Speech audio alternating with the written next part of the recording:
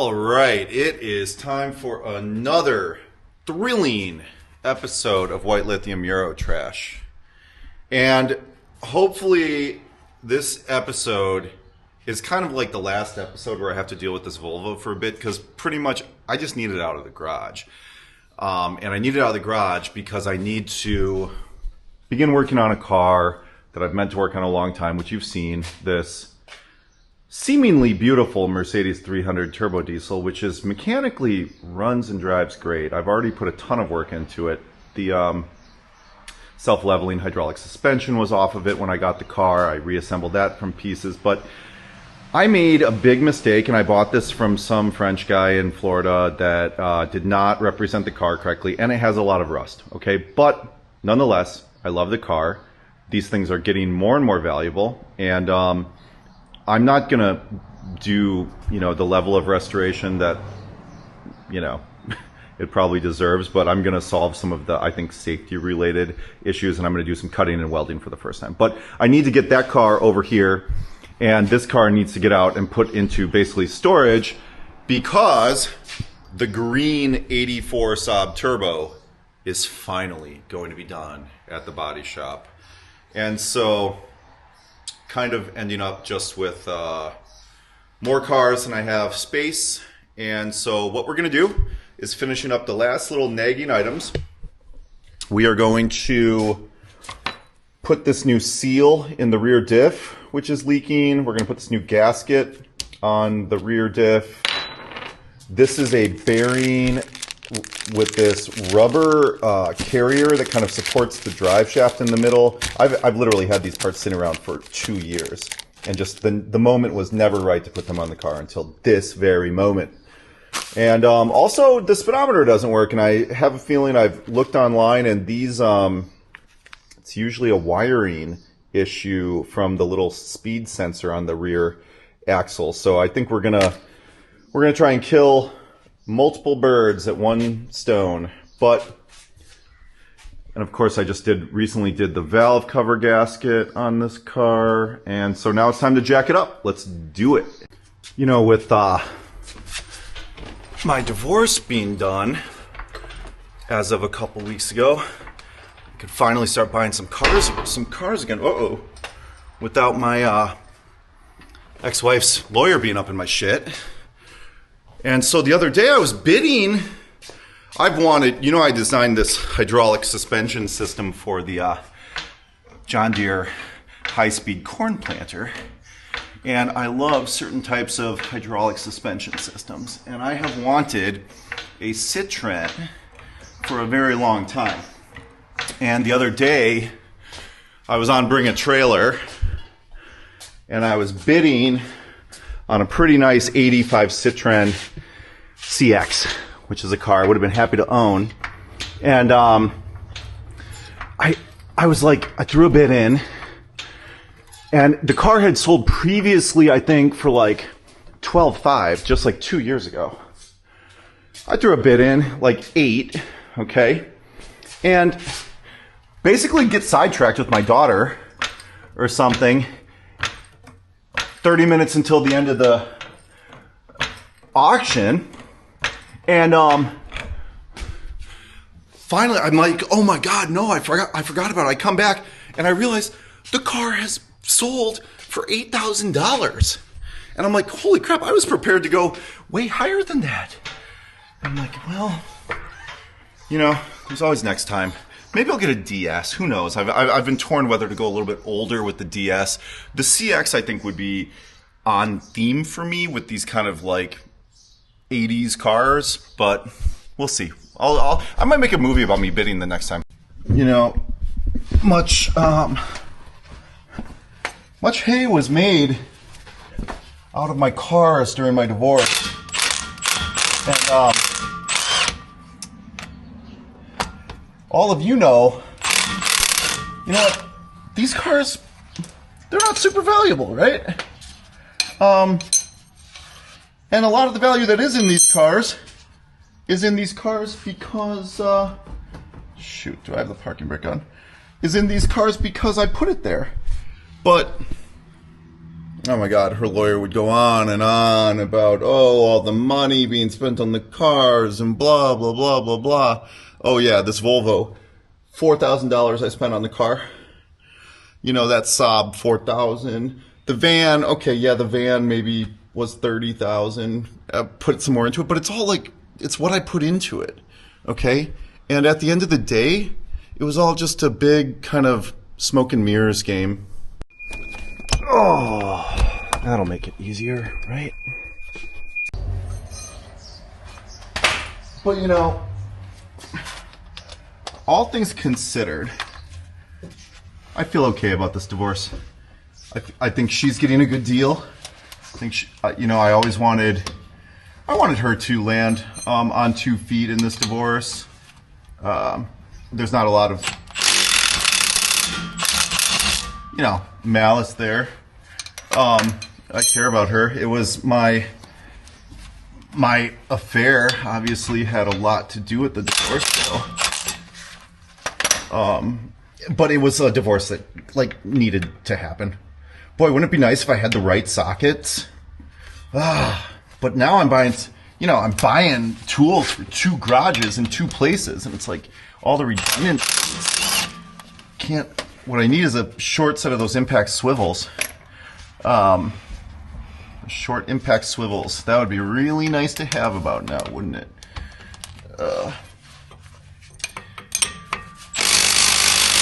Oh boy.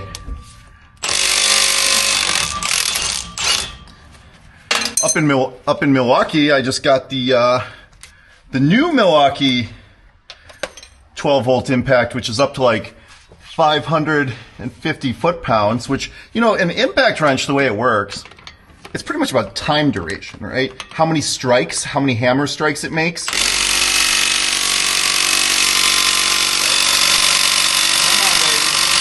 Come on! Are we all the way? Do I have one more? Cojones? All right, come on, baby. There we go. Oh, yeah. All right. Even this one, you know, my goal in Milwaukee is to not have any 18-volt stuff, just standardize on 12-volt. Have all 12-volt batteries. Okay. Here we go. Now, how hard is this going to be to take off of here? Oh, very easy indeed. Very easy indeed. Ooh, look at this. We got some. Oh, yeah. In, out. But there's our rubber piece. Looks pretty not that awesome in there. That's definitely never been changed. So here we go. You know, I just have this problem. Just constitutionally, I cannot buy cheap tools. I just hate commodity tools. And that makes it much more expensive because, frankly, a lot of the commodity stuff these days is pretty decent and vastly more expensive. But I'll tell you what, you couldn't pay me $1,000 to go into a Harbor Freight. I just won't do it. We make farm equipment, which is made in this country, and we want people to buy stuff that's made in this country. Whoa, there's a spring in there. I didn't realize there'd be a spring in there. And how could I be such a hypocrite to be asking my customers to pay more for a quality product if I'm over shopping at Harbor Freight, you know? Well, how is that going to come off up there?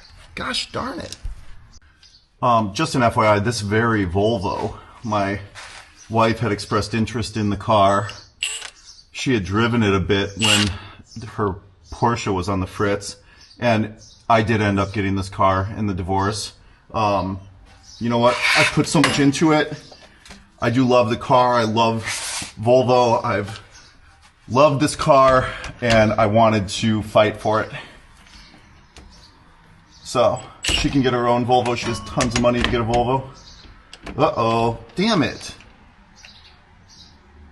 Come on, man. Don't make me get up and get that deep well. Don't make me do it, man.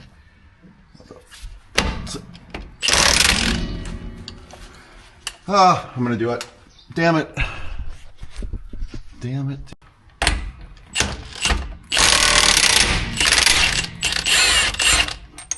Okay. Well, there we go with that. Oh my word, it comes right off. Oh no, oh dear. Oh, we don't want that. Oh, damn it. Damn it, damn it, damn it. Come back, get in there.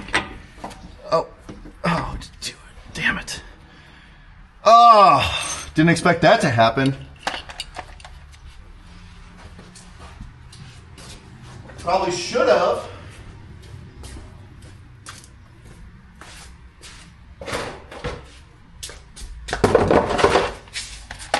There's something about the smell of differential fluid that just kills my soul.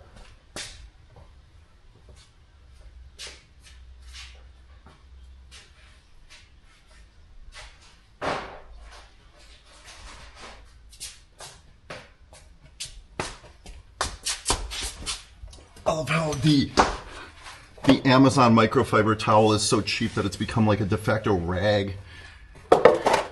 Okay. All right. Well, shoot. Okay. Let's just let's drain the fluids. That would be a smart thing to do if you're actually a smart human, Joe. That would be smart. But you're not. You're stupid. You buy stupid cars. You make stupid life decisions.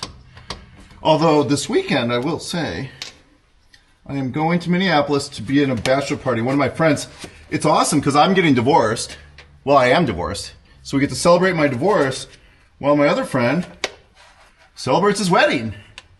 So how about that? We're going to go to the Minnesota Twins game. And that'll be great.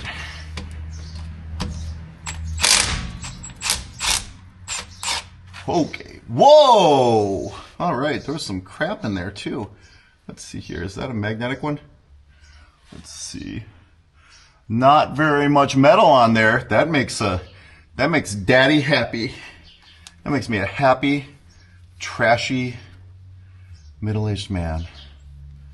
Okay. Why is there not? Is there a copper ring on there? Yeah, some sort. Okay. Well, good. So, whoa, that is some grungy looking fluid in there, man. I'll tell you what, I was not expecting this to come off that easily. I was expecting that to be way harder to get out of there. Way harder. All right. Hey man, this is like one take. This is like a scene in like a De Niro movie or something. We're doing it in one take, which means I get to make lots of mistakes. Okay, can I get in here and do this without totally screwing things up? Is that gonna want to come out of there? Oh. Come on, baby. You don't want to come out? We're going to do this the easy way or the hard way? You're going to do this the hard way, aren't you? I knew you would. I just knew you would. These Japanese little deals right here are the best. We're going to cut you out, aren't we? Come on, baby. Come on. Come on. All right. End of take. So here's the deal. Lacking the correct tools, what I'm doing here is I'm actually just like very kind of delicately snipping through the thin metal on this seal, which is letting me kind of get in there and do this in a very not professional way, but we're making headway. I bore you now. Okay, so here's the deal, guys. That seal was far, far, far harder to remove than I thought it would be.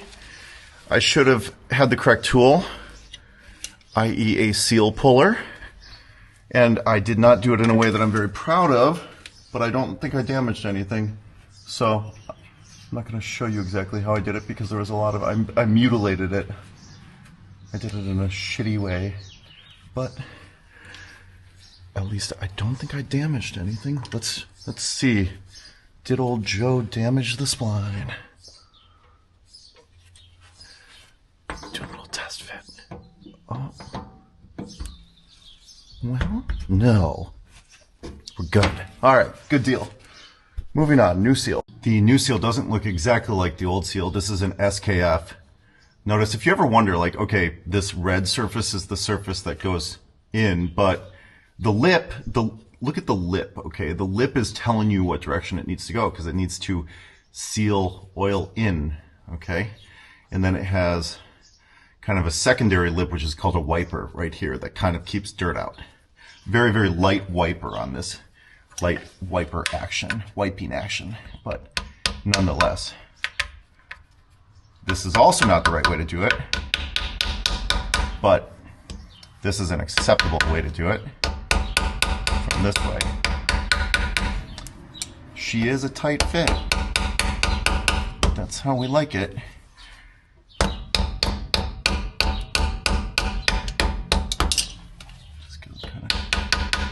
There we go. Please, God, don't use a metal hammer on this.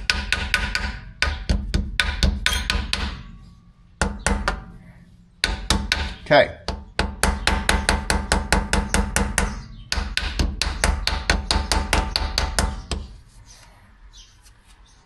Okay. Managed to not damage anything there. Good. Good. Okay. Now, let's get our spline hub, which, see how this also has this little protector cup right here that creates like what's called a labyrinth seal, and that keeps, it makes it a harder path for dirt to get into it. I'm just going to dab my finger slightly in this oil to make sure it's got a nice lead on it that's going to help me get it into the seal. Okay. But we want to get this. All right, there we go. All right. There we go. Slides in so easily, so beautifully, so beautifully. Volvo, we love you, Volvo. We just love you. If only all cars could be like a Volvo, the world would be a better place.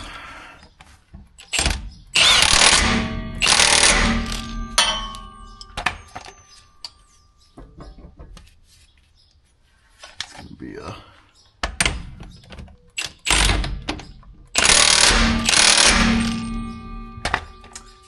I'm going to go ahead and call that good. All right, moving on. All right. Let's take a look over here at this madness. This has some sort of like large rubber grommet, which I do have sitting over there on the desk, holding everything together here. And I think what this acts as, what does this act as? Some sort of bumper. This is like a bumper is what this is. It's a bumper for the drive shaft stop, perhaps. If I have to theorize about what this is, okay. So, oh, okay. So there's a little groove right on here on the drive shaft on the outside of this spline. This locks into place there. And this is a seal, is what this is. This is a grease seal, okay, which is keeping the grease inside of this spline. All right, so let's... This is a never before changed part, which is, what do we got going on here? This is going to be a 40-year-old situation right here. Oh, she doesn't want to come. She doesn't want to go. Let's see. Let's get the rubber off and see what we're actually dealing with from a bearing standpoint right here. Because the bearing, from the new part I can tell, is just a... Oh, good. That's why you don't just start hitting things with hammers. Because you would have destroyed something. The little lip of metal on the other side here is not part of the bearing, so don't go hitting on it. Okay? Get this piece off. This is the weirdest setup with the spring, you know, with this... spring in the bottom of the rubber that they're supporting the vibration isolator with this mechanical spring. Such a bizarre arrangement. Oh boy, let's hit something with something. Okay. Oh, hey, we just happen to have this sitting under here. I love a case of the right tool is whichever one you have sitting right there.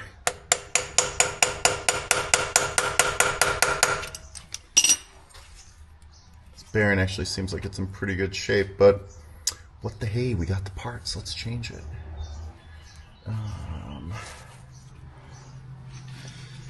We've come this far.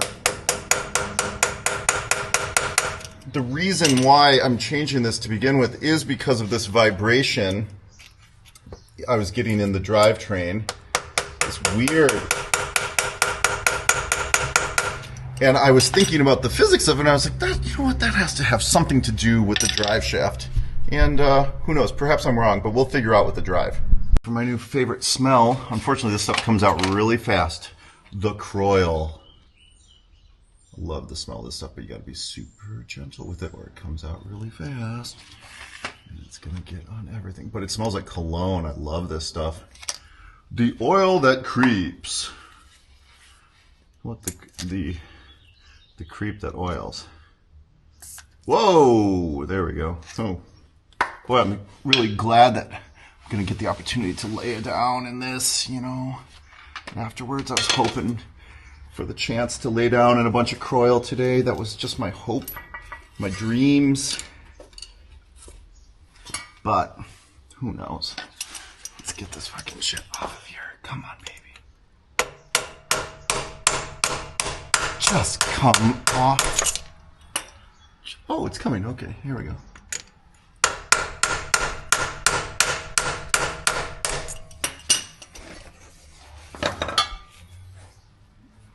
Shall we beat thine other side?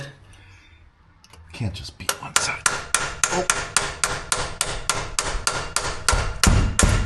Oh, it's coming. It's coming. I won't bore you with the details. This bearing is not quote unquote bad, but it's a little bit. It's not awesome either. I'm not. I don't think this bearing was terminal by any stretch, but I'm happy to be changing it. Looking at the old part versus the new part, this is really collapsed. It's not completely destroyed, but it's collapsed. I'm wondering, we'll see. We might notice some difference from changing these parts out. Okay, we've got the new bearing carefully installed. Only pressing obviously on the inner race. Okay, and oh my god, yeah. Now it's time to put on the big rubber, which, oh, how do we get that on without damaging it?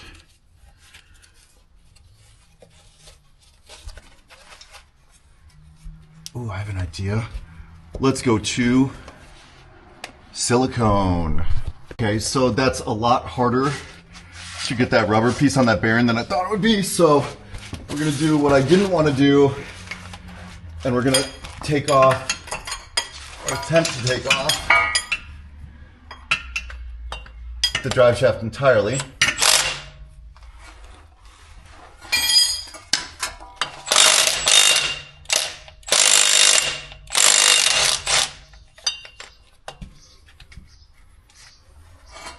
So, not ideal. So this is interesting. I've never seen this before. Look at how Volvo has put this sound deadening or foam around where the gear shift lever is to maybe isolate the vibration in the gear shift lever. More smart Volvo thinking. And of course, as I was smart and got this piece off the car, as soon as I did that, it became extremely easy to get it together. So there you go. It's not a learned lesson because I already knew the lesson. All right, let's get this bad boy put back together. Get on to the main event. What a mess under here. Joe, what have you done? What have you done? You're a monster. All right. Bolts, spring, seal, garbage. Smart this time, I just brought every wrench under here rather than getting up and down 1,000 times like I do so many times because I'm ridiculous. idiotic human. Okay, let's see here. Get the crazy spring in there, and that goes up this way. What a beautifully designed apparatus. Just beautiful. All right. Whoa, yeah. I'll tell you what, things are going to be a lot tighter in here, that's for sure. Whoa, man. What's your wager? You think I'm going to feel the difference on the road with this? Here's my theory. I think when you're going to feel the difference is when you're downshifting and engine braking, and you're driving that torque up through. I think that's when you're going to feel it. Oh, darn it. All right, well, let's get off. Well, that looks quite a bit different than it looked before. Here, let's get some light on that. If we can, yeah. Vastly more centered and less collapsed. So I'm starting to feel like this is going to make a big difference. Let's, you know what? Here, let's do this. Let's just glob a bunch of this in here too.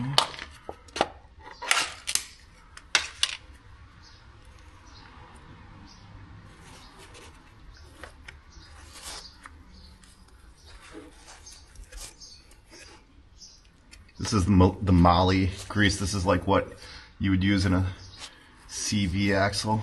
Let me just get a bunch of that in there. That should be good. All right, good enough.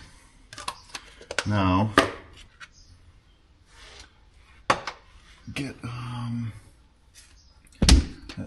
got grease all over my fingers. Let's get this drive shaft in here. Ooh, that's a heavy bugger. Yup. You come down here, go like that, and let's insert you. Oh, gotta get the camera out the way. Camera's in the way. Oh, get it in. Oh, God. Yeah. Oh no, we forgot the seal. Oh, we can't do that. Forgot the seal. Okay. Wait, which way did you go? Did you go that way or that way? Doesn't matter. There we go. No, you went that way. Okay. Wait a minute, I think the seal was in the wrong place before. It was all pushed over, not sealing. Interesting. Wait a minute. Let me think about this a minute. Okay, so get this. Here's the boot that was on the drive shaft before. Here's the part that was supplied to me. Look at how much bigger this is than this. I think this is actually, and I was like, no, it's not the right part, wrong part. I think it is the right part. I think it's just so expanded that, oh no. Oh, come on. I don't know. Am I right or am I wrong? Or here. Let's think about this a different way. Let's think about this an alternate way.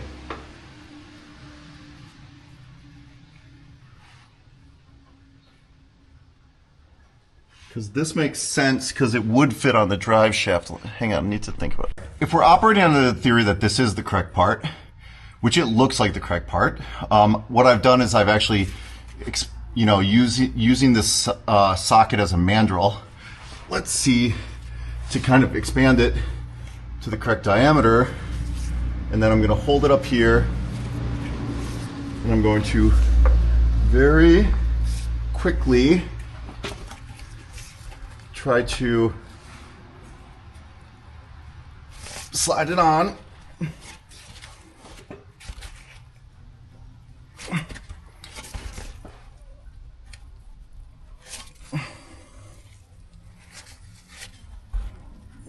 And it is working. Wow. So if anybody else has that problem, yeah, use a large deep well socket as an expander. Now, we have to see if we then can get this into here. I don't know, man, Joe, I don't know. This doesn't seem right. But, oh boy, what have I done? Okay, here's the deal. Don't make the mistake that I've made. Get this on, while the whole drive shaft is off. Take the front off in two pieces and install this also off the car. Because if you have everything off the car and you can just push it straight, you can literally just insert this, push it down from the top, and it'll spread out and you can insert it in, okay? But because I was stupid again, I didn't do that. And there we go. All right. Okay, let's get to the back. This is also where the wiring for the speed sensor starts. And oh, you're gonna end up needing some adapters. Oh, God.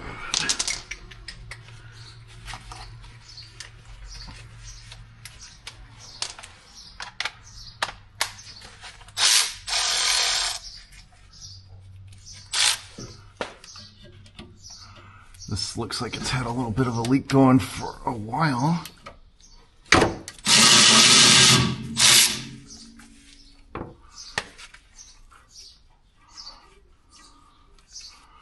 This car is going to be so rejuvenated.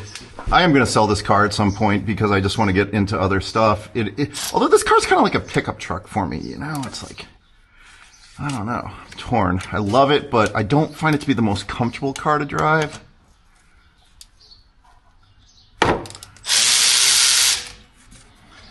Man, I'm gonna have to clean stuff up pretty well here.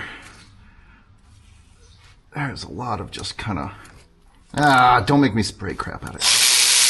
I get tired of smelling cleaning solvents all the time.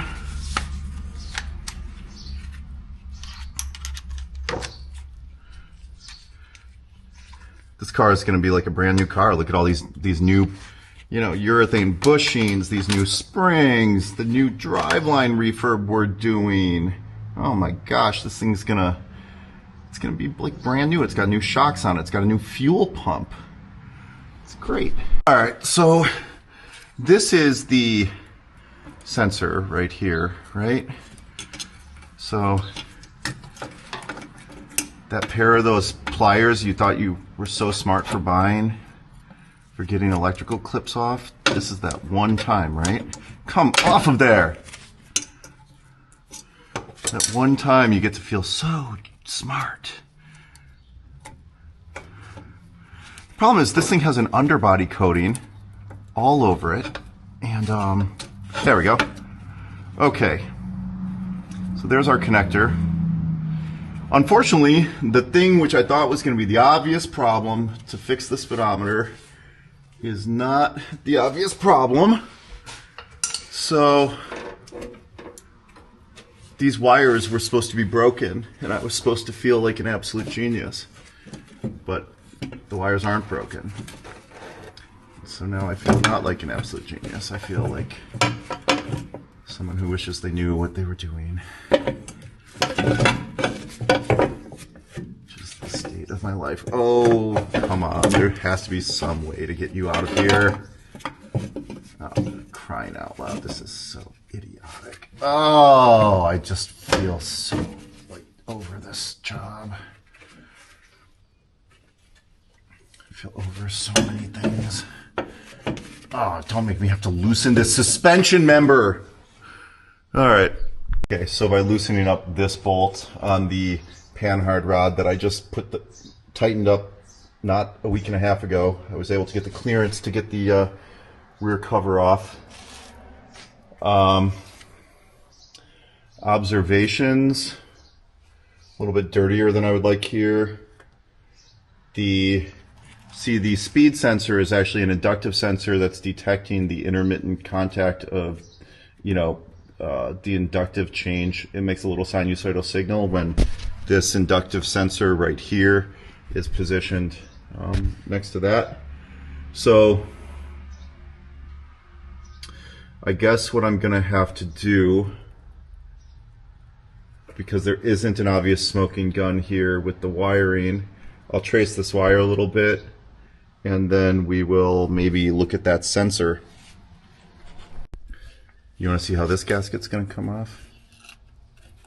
It's going to come off this way, okay? Oh. So around every single one of these holes, I'm going to have to manually scrape it.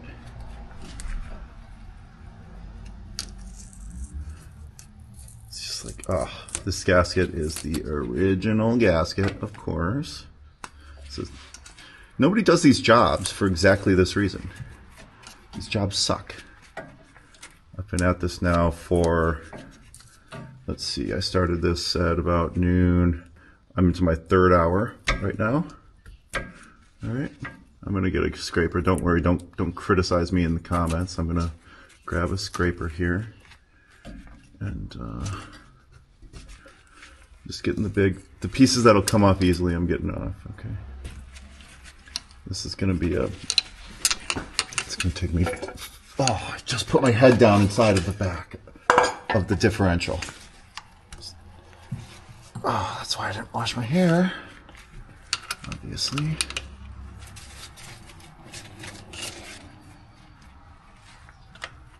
So, oh, God, this sucks. All right, let's get a scraper. All right, we went at this with a scraper. We've got this cleaned off.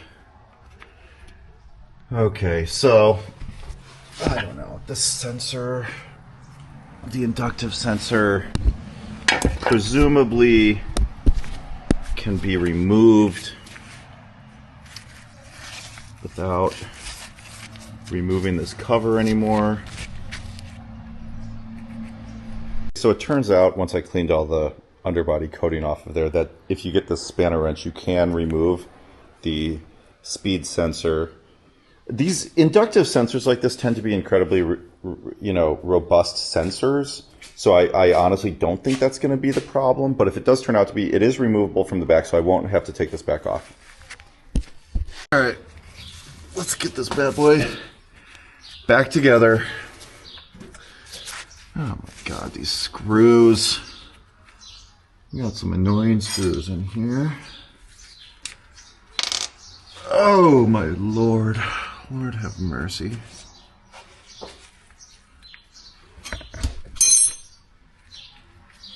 Where's the socket at? There's a socket.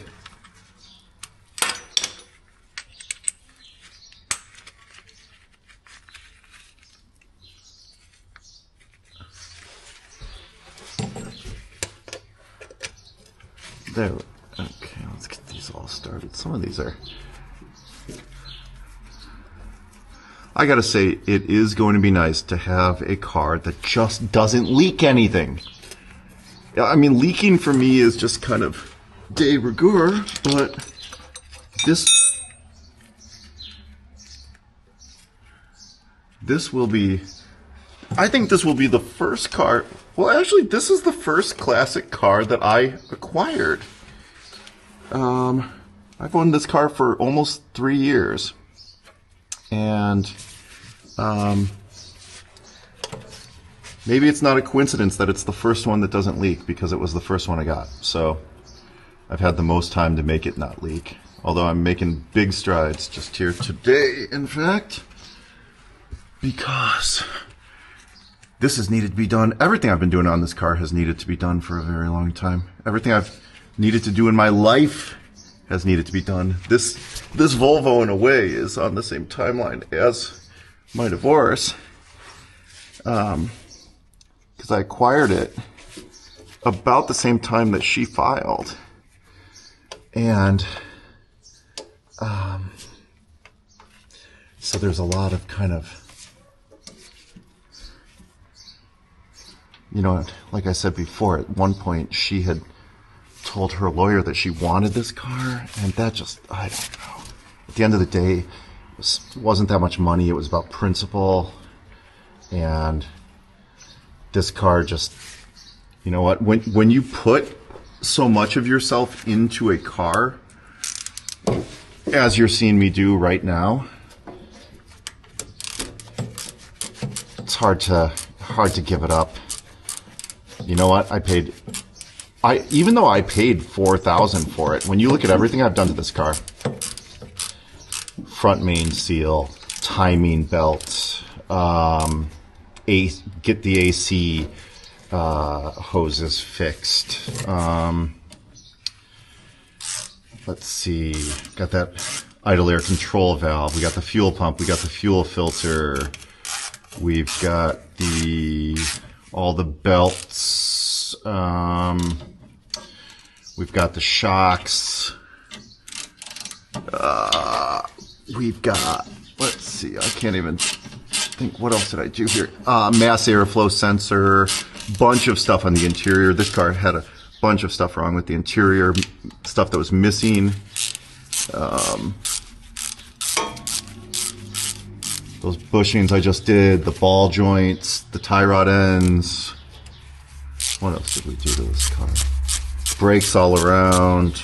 A lot of things. Rebuilt that front seat, partially rebuilt it. It's still a disaster. But this stuff I'm doing here today in this video, this is like the cherry on the cake, okay? This is the stuff that's going to really finish the car. Oh, we've got the stainless steel exhaust system. How could I even forget about that? Let's see. That's a lot of stuff actually that I did to the car. So, you know, you look at it, it started off $4,000. If I was to list this on Bring a Trailer today, it's a 5-speed, right? Pretty desirable to have the Wagon with the 5-speed, okay? I'm not putting the Reserve under $10,000 if I list this car today. You know, I think Volvo, the 240 Wagon is having a bit of a moment with first-time collectors. You know, 20 and 30-something collectors, people who want something simple they can work on that has permanence that will last a long time. Yeah, the Volvo 240, just like it's like a station wagon Land Cruiser in a way, the same kind of thing. You know, there's lots and lots of part support out there. They made a ton of them. They're easy to work on.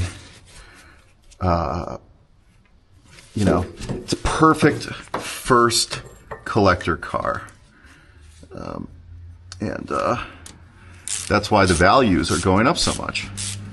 In fact, I recently acquired another Volvo California car, gold, for my partner, paid $15,000 for it. Now, I needed a car. We needed a car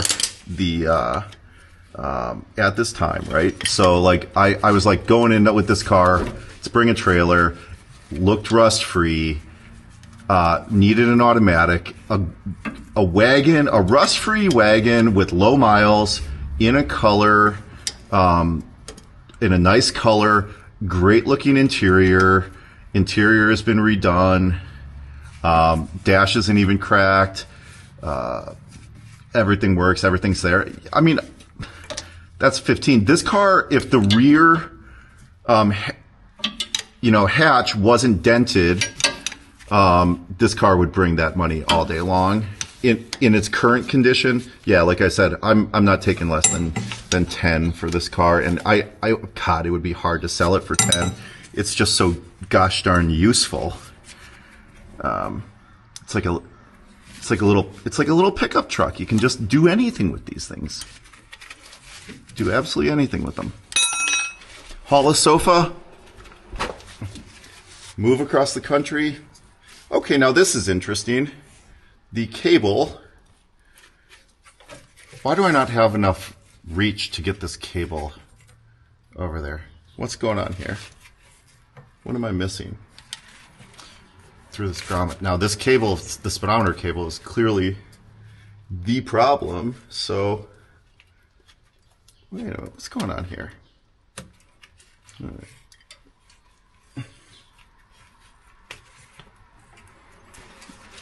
Okay. Well, okay, here we go. If the cable wasn't damaged before, it is now with me yanking on it.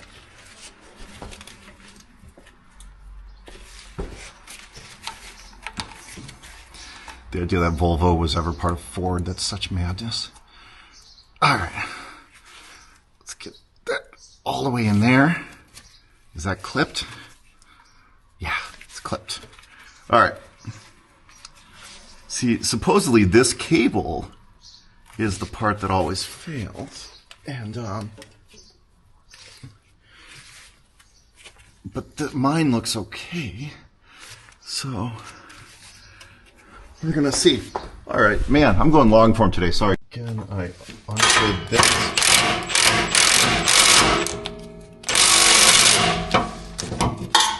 The other day. Okay. All right. There we go. We need to put some fluid in there. Forgot about that. All right, let's get some fluid in here.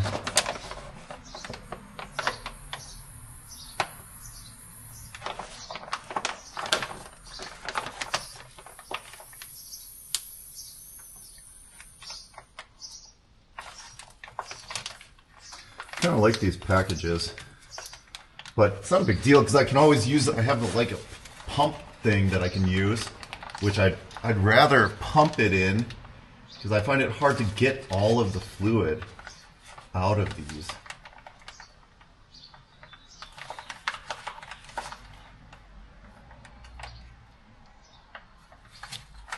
And at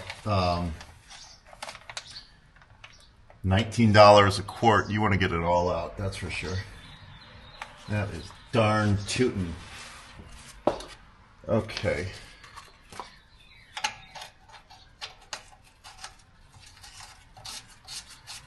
All right. I'm not going to be able to give you guys the driving impressions today because I actually don't have enough fluid and it's coming in the mail tomorrow. So, peace out. Pretty pleased with myself today because I didn't give up. When I saw the size of the seal, the driveshaft seal that was on the car, completely expanded and destroyed versus the new part, I thought, surely there is no way that could go on that driveshaft. And I almost threw in the towel and put the old part back on. But, and I'm really pleased with myself for not doing that. You know, we did that valve cover gasket. I had forgotten we did the engine mounts on this car too. This car has had a lot of things done to it. I got these original Volvo headlights, fogged as they are. They're original. I got this new grille that's not broken. Like, this is a rust-free car. You know what? $10,000. This car seems more like a $12,000 car. I think this car has, with the 5-speed, I would trade this even up for a rust-free, not super desirable Citroen DS. That's what we're gonna do. Okay, so really quickly, I am measuring the resistance across the terminals in the speed sensor. It is 2,800 ohms, exactly where it should be. So we've now determined that the sensor is not the problem, which I wish the sensor was the problem. Okay, so on to the next thing. Here we are with the last ditch effort. We're putting these other wires on the sensor right here, just because the internet says the up and down movement of the transmission fatigues the wires and causes them to fail. Entirely possible. So I'm just going to splice together these wires and let's hope for the best. Okay, so what we're going to do is we're going to touch some wires together and measure some stuff. So I'm going to start the car. Okay, and I guess I should probably put it in gear to make it go. So I'm going to put it in first gear. All right, now it's spinning. Wheels are spinning. Should get something back there. All right, let's see what we get out of the multimeter.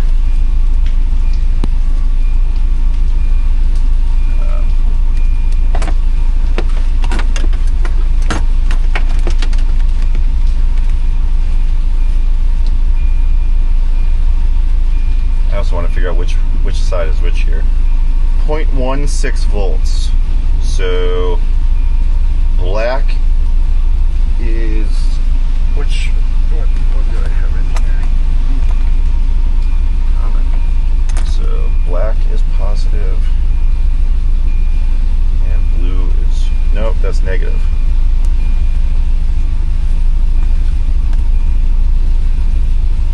Fact of the matter is, I don't know which is the right way. Negative, I'm getting negative volts both ways. Okay. Alright. We're going to try and just touch a couple wires together.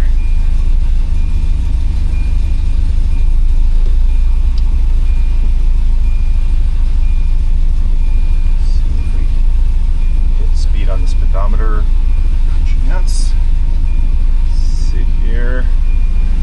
Oh, don't touch anything. Don't charge yourself out.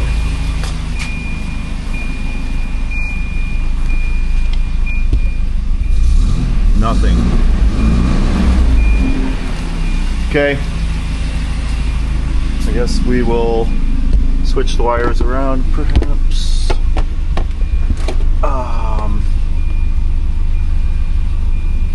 Right. So let's do green to black.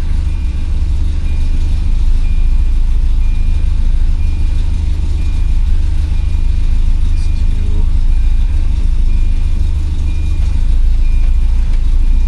ground to blue. I guess this will let us rule the wire out of the equation.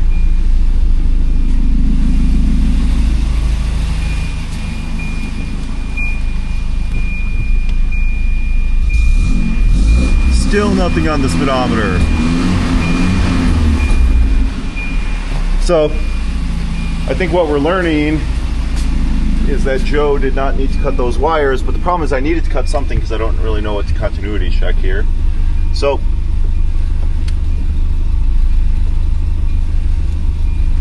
I guess the problem can be something else.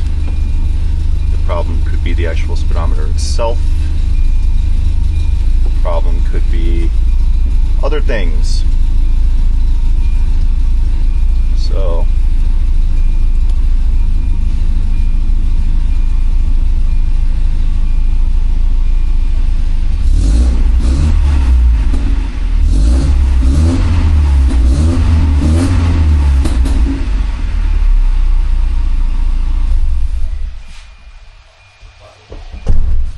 okay, well,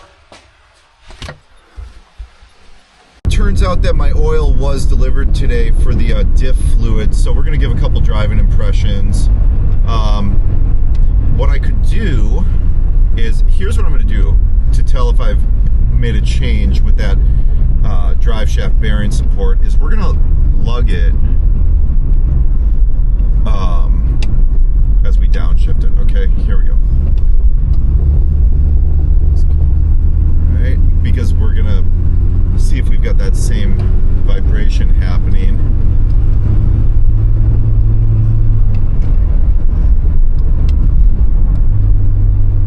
Okay. Oh yeah. That is smoother. Looking good so far.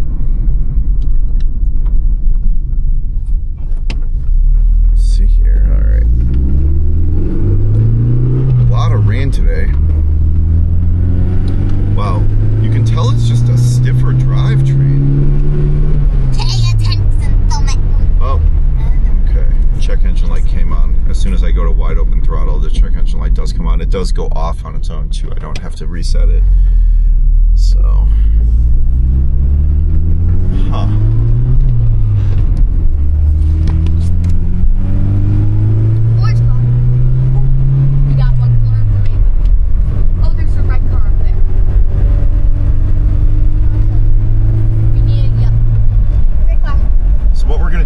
Downshift, and we're going to basically engine suspension brake the car all the way to a very slow speed.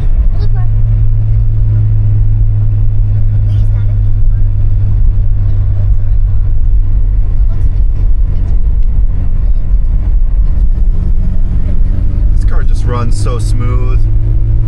It runs horribly. Absolutely horribly.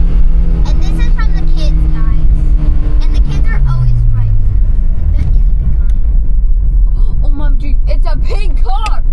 It says Annie Box. It says Annie Box. Big car. All right, now what we're gonna do Maybe is, it's a car for like Cindy Lauper or something. It looks like it. They were supposed to. oh, hang on, we're filming a video. All right. Daddy, Oh my god. We want to go eat. we're Guys. kids and we haven't eaten since lunch. I know, we're gonna go get some steaks. All right. Yeah. That. All right, we'll do a turnaround. Anyways, hey, I want to stuff my face with I've made the steak. car leak free. We have determined, unfortunately, that the easy answer was not the answer on why the speedometer works. Okay, so either that little embedded circuit that the wire, which I think is some sort of amplifier or rectifier, Or that the Rosie, please, that the signal coming out of the sensor is going into. Possibly that could be it. You know, the reality is, if the answer is inside of this dash, I don't really feel like taking the dash apart right now. I don't really feel like So taking the dash apart right now. this car is going to get put away for a little bit to make room for another car. Anyways, peace out. Thank you for watching another episode that's all what it of says, peace White out. Lithium Euro Trash.